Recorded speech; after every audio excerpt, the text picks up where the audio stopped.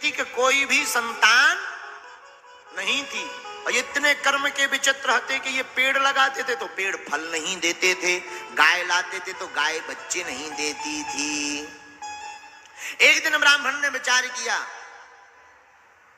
इस संसार में हमारा कोई नहीं है, जीने का कोई मतलब भी नहीं, क्योंकि लोग हंसते भी हैं, लोग तमाशा भी देखते हैं। मन में चिंता हुई क्या किया जाए, मरने जाए।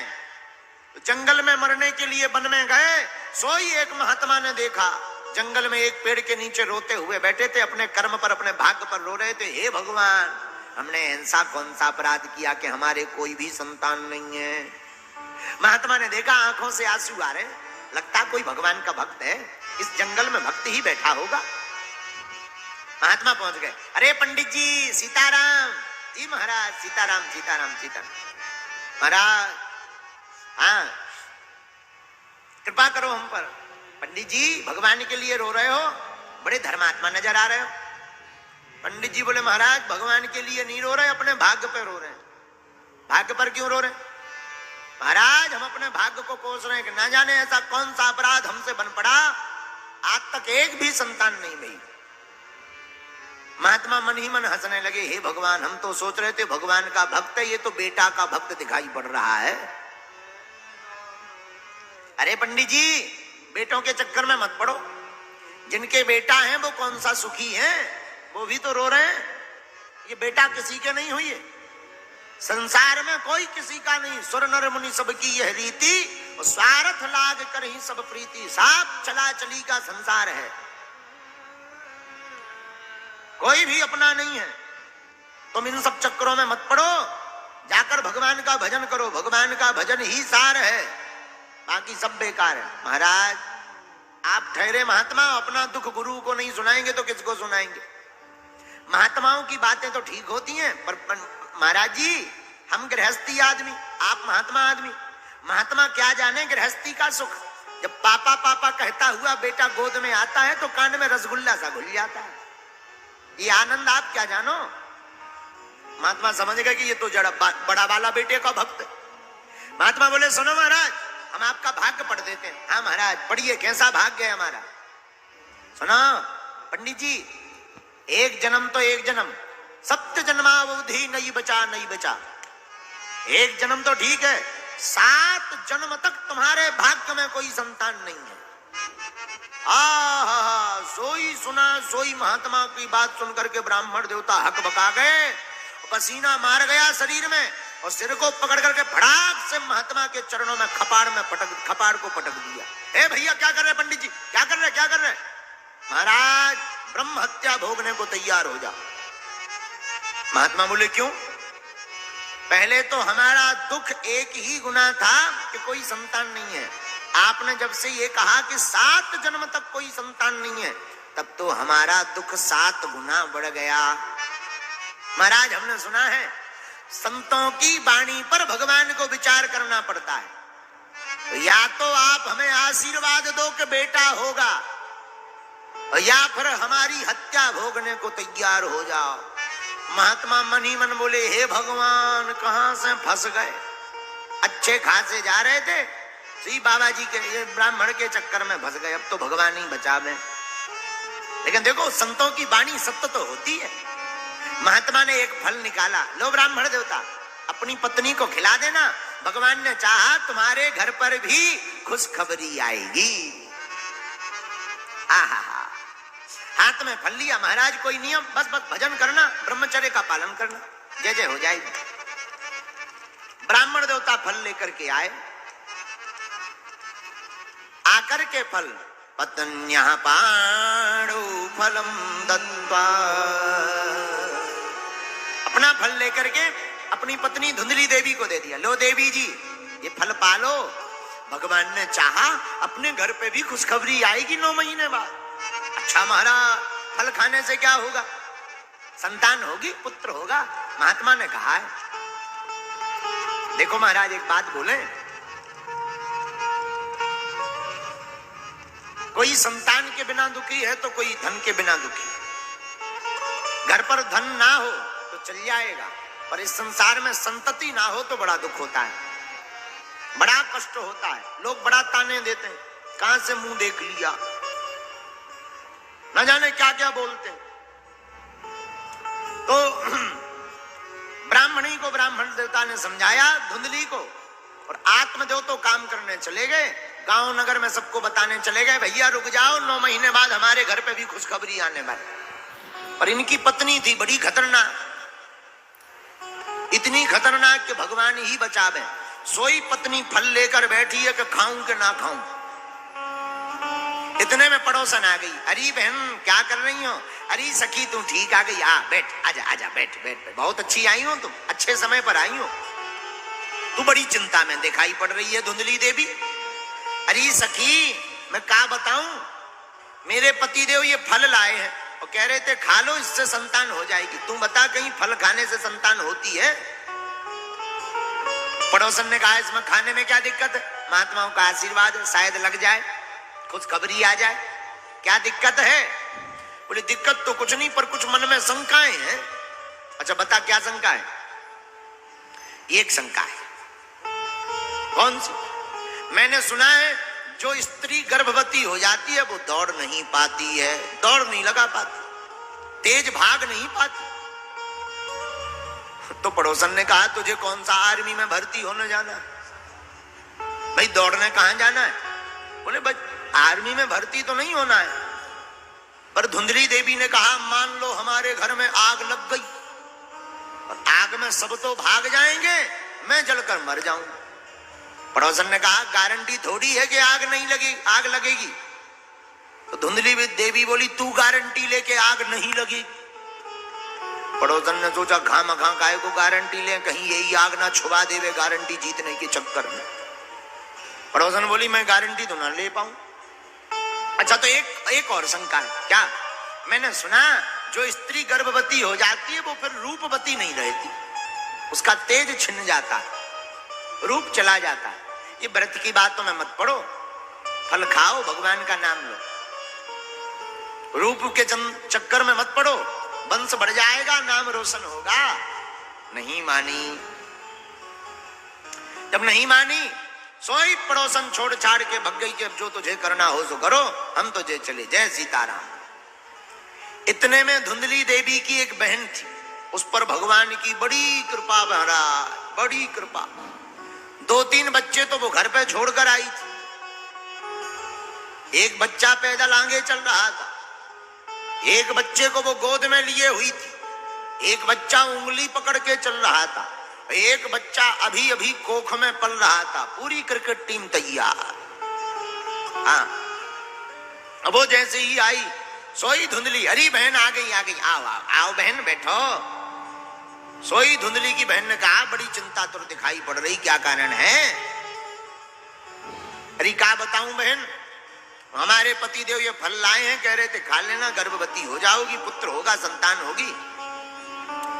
तो धुंधली की बहन तो चाहती थी कि इसके कोई भी संतान ना होवे। क्यों?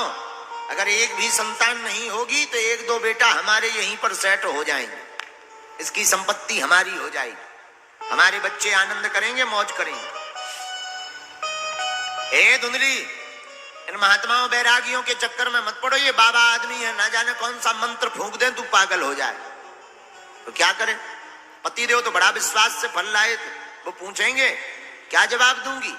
एक काम कर, अभी अभी मेरी कोख में बच्चा पल रहा है, तू गर्भवती होने का नाटक शुरू कर दे, झूठ मूठ का। इस फल का क्या करूं? ये गाय बंधी है, एक भी संतान नहीं, इस गाय को खिला दे, देखते हैं फल में कितनी ताकत। और तू झूठ मूठ का नाटक करके गर्भवती है, हमारे जो भी होगा हम रातों रात चुपके से तुझे दे देंगे, न प्रसव पीड़ा सहनी पड़ेगी, न रूप जाएगा, न गर्भवती होना पड़ेगा, और काम का काम बन जाएगा। और हमारे पति का मुंह बंद कराने के लिए थोड़ा मोड़ा माल पानी दे देना। सोई धुंधली की बहन ने इतना कहा, सोई धुंधली के मन में भाग गया, वाह बहन तूने तो मेरी मन की बात पकड़ ली, और बहुत बहुत धन्यवाद। कालांतर में धुंधली की बहन के एक पुत्र हुआ। रातों रात उसने धुंधली को लाकर दे दिया। सुबह अपने पति देव को कहा महाराज भगवान की कृपा हो गई, और बालक हुआ है। सोई आत्मदेव ब्राह्मण बड़े खुश भये, तुरंत ढोल नागड़ों को बजा करके बुला करके कहा, देखो भगवान की कृपा हो गई, लाला हुआ है, बालक हुआ है। लेकिन जो गाय को फल खिलाया था, उस फल ने भी, संत के फल ने चमत्कार किया, और गाय के भी एक पुत्र हुआ, लेकिन वो पुत्र भी मानव जैसा हुआ, उसके कान भर गऊ जैसे थे। अब तो ब्राह्मण के घर पर चमत्कार की लाइन लग गई भैया। लोग देखने आने लगे कि पहले तो एक भी संतान नहीं थी, अब तो गाय के भी बेटा हो रहे हैं। वाह, अब तो जय जयकार हो गई। एक दिन ब्राह्मण देवता अपने पुत्र का नाम रख रहे थे। जो गाय का पुत्र था उसके कान गऊ जैसे, तो नाम रखा गौकर्ण। क्या रखा? गौकर्ण। और अपने पुत्र का नाम रखने ही वाले थे, तब तक पत्नी आ गई। महाराज क्या कर रहे हो? नाम रख रहे हैं देवी जी। महाराज 9 महीना कष्ट हमने सहा है, नाम रखने का अधिकार भी आप हमको दो। ठीक है देवी जी, तुम रखो। महाराज मेरा नाम धुंधली, सो मेरे बेटे का नाम धुंधकारी। और भागवत में आया है, गौकर्णो पंडितो ज्ञानी धुंधकारी महाखला। गोकर्ण तो बड़े पंडित और ज्ञानी बने, लेकिन धुंधकारी जन्म के बाद से ही महाखल, बड़ा दुष्ट। संत का आशीर्वाद सदा अच्छा होता है, साधु का आशीर्वाद व्यर्थ नहीं जाता। ना ना ना, माता का, पिता का, गुरु का आशीर्वाद भारत के लोगों कोई भी ले ले, व्यर्थ नहीं जाता है। वो फलीभूत होकर के उसका सार निकलता ही निकलता है।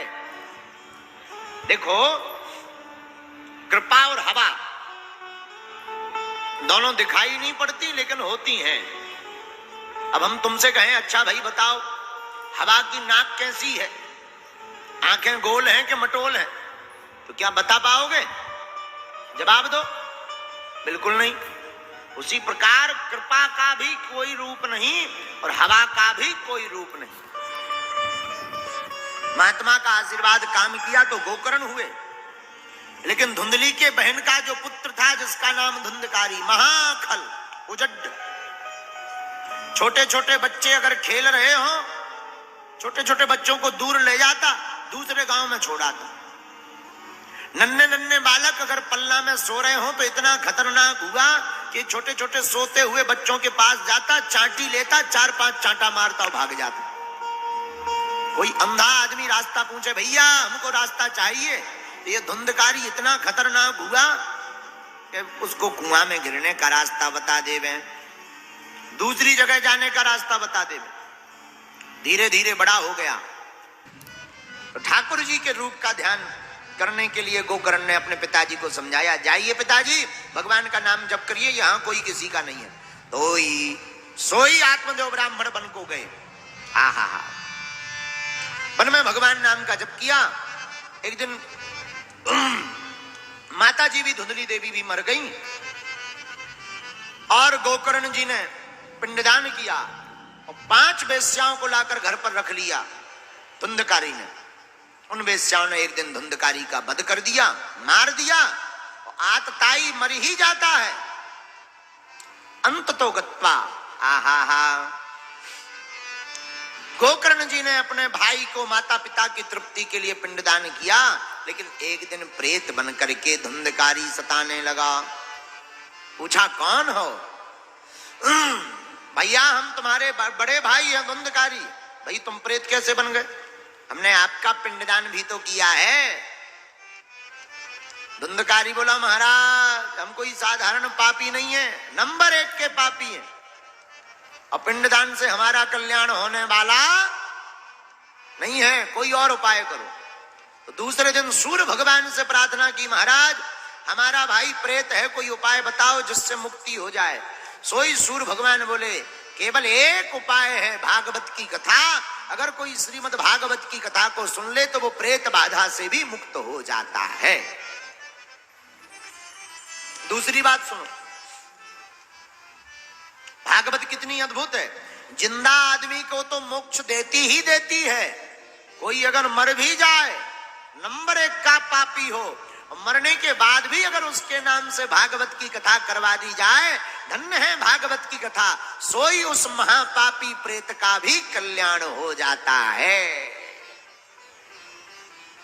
और 7 दिन तक गोकर्ण जी ने कथा सुनाई, और 7वें दिन जब बांस की 7 गांठें फट गईं, सोई दिव्य रूप लेकर के धुंधकारी प्रकट हुआ, और हाथ जोड़ करके धुंधकारी भागवत की महिमा गाते हुए कहने लगे, धन्यम भागवतिर्वार्ता प्रेत पीड़ा विनाशिनी सप्ताहोपि तथा धन्या कृष्ण लोक फलप्रदा। धन्य है भगवान की कथा जो मुझ जैसे महापापी का तरन तारण कर दिया। तो भैया भागवत की कथा इतनी सिद्ध है कि कोई महापापी भी 7 दिन तक बैठकर भगवान की कथा सुन ले, सोई उसका कल्याण हो